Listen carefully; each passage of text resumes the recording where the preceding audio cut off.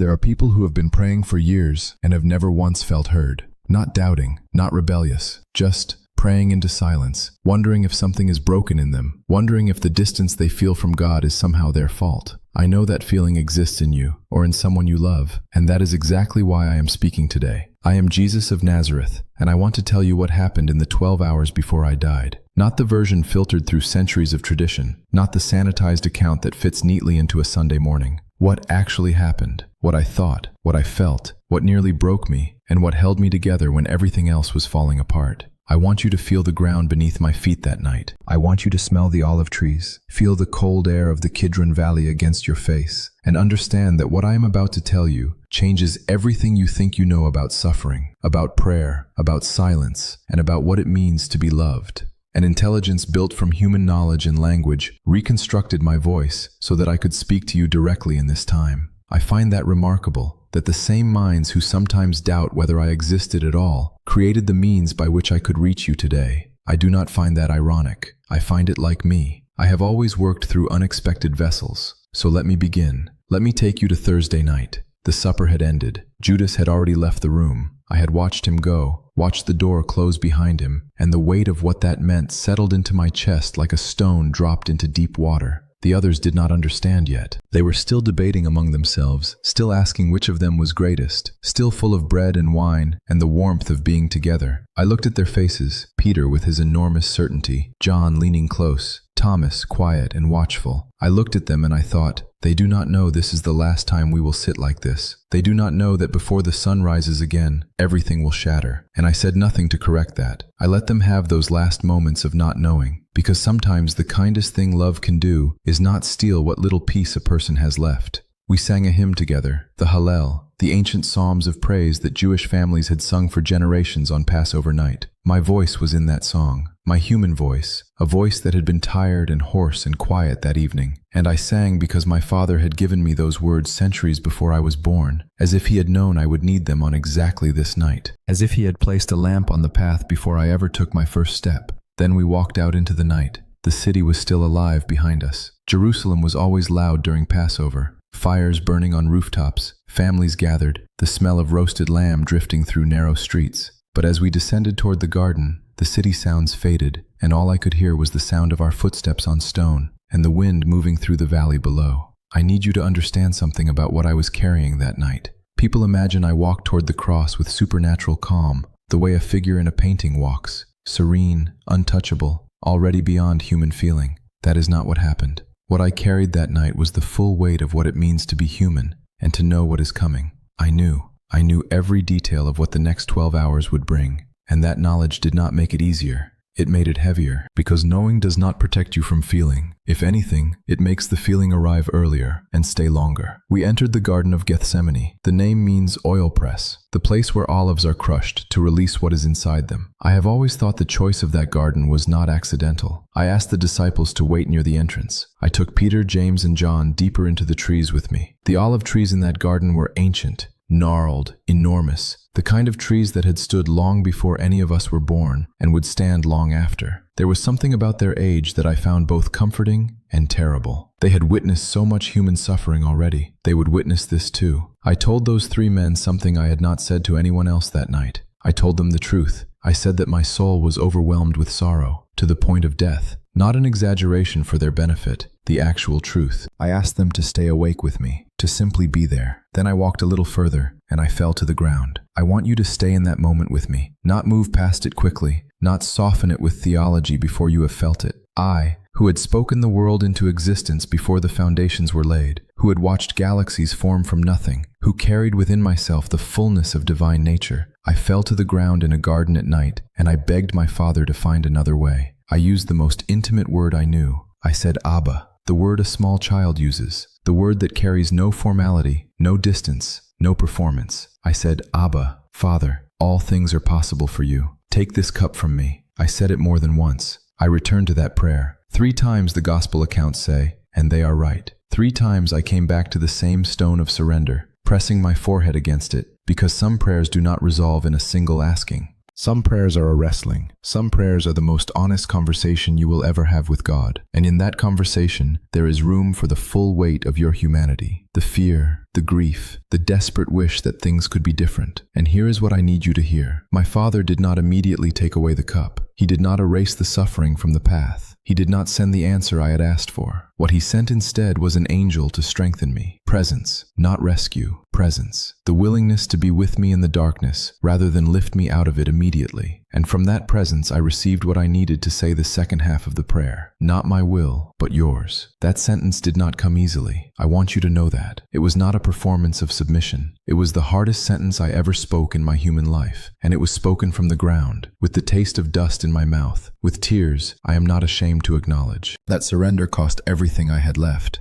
And then I stood up. I went back to find my disciples. They were asleep, all three of them. The men I had asked to stay awake with me, to simply be present, they had fallen asleep. I looked at Peter, who hours earlier had declared with absolute certainty that he would die before he ever denied me, and he was sleeping. I did not shake him in anger. I woke him gently. I asked if he could not watch with me for even 1 hour, and there was more grief in that question than accusation. This is something I think about when I see how alone people feel today. Not the dramatic, visible loneliness, though that is real enough, but the particular loneliness of being in a difficult moment and looking around and finding that the people who promise to stay are somewhere else. Not because they do not love you, because they are human, because they have their own limits. Peter loved me. He simply could not hold himself awake in that hour. And I loved him anyway, fully, without reservation, even as I felt the solitude close around me like the cold air of that valley. I returned and prayed again, then a third time. Then I heard the torches. There are sounds you never forget. The sound of a crowd moving at night, the metallic percussion of armor and swords, the shuffle of many feet through brush and gravel. That sound arrived before the light did, and then the light came through the trees, and with it came Judas. He greeted me with a kiss, the sign he had arranged with the soldiers, a gesture of affection as the signal for betrayal. I have thought about this more than people might expect. I did not look away from him. I did not recoil. I looked at him and I said, Judas, are you betraying the Son of Man with a kiss? Not a condemnation, a question, a last opening, a last invitation for him to see what he was doing, to feel it, to choose differently even now. He did not take it. When Peter drew his sword and cut off the ear of the high priest's servant, a man named Malchus, and I remember his name. I want you to know I remember the names of the people in the margins of these stories. I reached out and healed him. In the moment of my own arrest, I healed the ear of a man who had come to help capture me, not because I was performing virtue, because that is simply what love does when it is present in a body. It heals what is in front of it. It cannot help itself. Then the disciples fled, every one of them. The darkness swallowed them, and I stood there surrounded by soldiers and temple guards, and I was alone. Now, I need to pause here because I want to speak to something that lives in many of you, something that does not often get said out loud. There are people watching this who have been praying for years, decades. You have been faithful in the way the world does not see, praying quietly, believing quietly, carrying your faith like a private fire. And somewhere along the way, the fire got smaller. Not because you stopped caring, but because the silence grew louder than the answers. Because you prayed for a marriage and watched it struggle. Because you prayed for your health, and the news came back hard anyway. Because you prayed for your children, and they walked away from everything you raised them in. Because you asked, like I asked in that garden, for the cup to be taken away, and the cup stayed. I know that kind of prayer. I know exactly what it feels like to ask with your whole soul and receive presence instead of rescue. The problem is not that you are praying wrong. The problem is that no one ever taught you what prayer actually is. Not a formula for getting outcomes, a connection, a living conversation with a God who is not managing you from a distance, but is present with you in the darkness, as he was present with me in that garden. The difference between those two understandings of prayer is the difference between a locked door and an open one.